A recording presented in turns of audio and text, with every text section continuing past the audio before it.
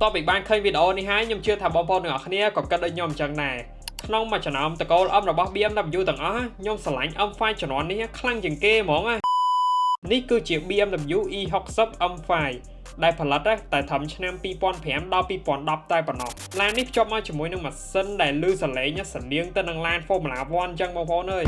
គឺ 5.0 លីត្រ V10 នឹងតែម្ដងកម្លាំងវាតែ500 horsepower ឯងប៉ុន្តែនិយាយពីសលេងរបស់វាវិញបងប្អូនអើយ Formula 1 ណាសុំចាញ់តិចថាយក LFA មកដែរអត់កើតទេ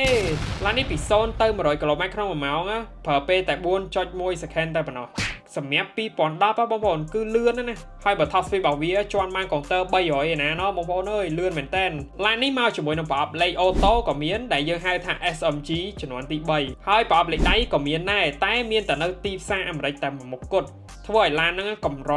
ហើយស្រួលថ្លៃកុំនិយាយ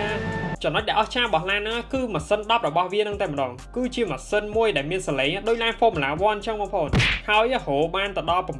8250 RPM ឯណោះម៉ាស៊ីននេះជាម៉ាស៊ីន High Revving របស់ BMW ដែលមានតែមួយចំនួននឹងគត់បន្ទាប់មក BMW អត់មានផលិតទៀតទេបើនិយាយពីចំណុចខ្សោយរបស់វាវិញបងប្អូនគឺមានច្រើនមែនតើ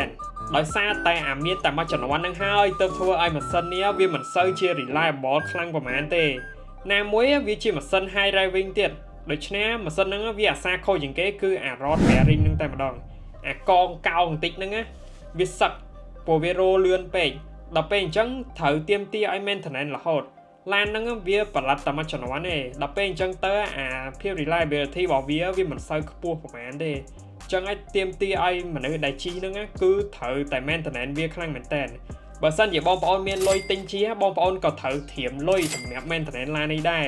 ប៉ុន្តែអីដែលទទួលបានណាបងប្អូនគឺ iconic ម៉ាស៊ីន10របស់ BMW នឹងតែម្ដងបងប្អូនទាំងអស់គ្នាមានមតិអាច comment នៅផ្នែកខាងក្រោមបានស្រឡាញ់ឡានកុំភ្លេច follow ម្នាក់មួយ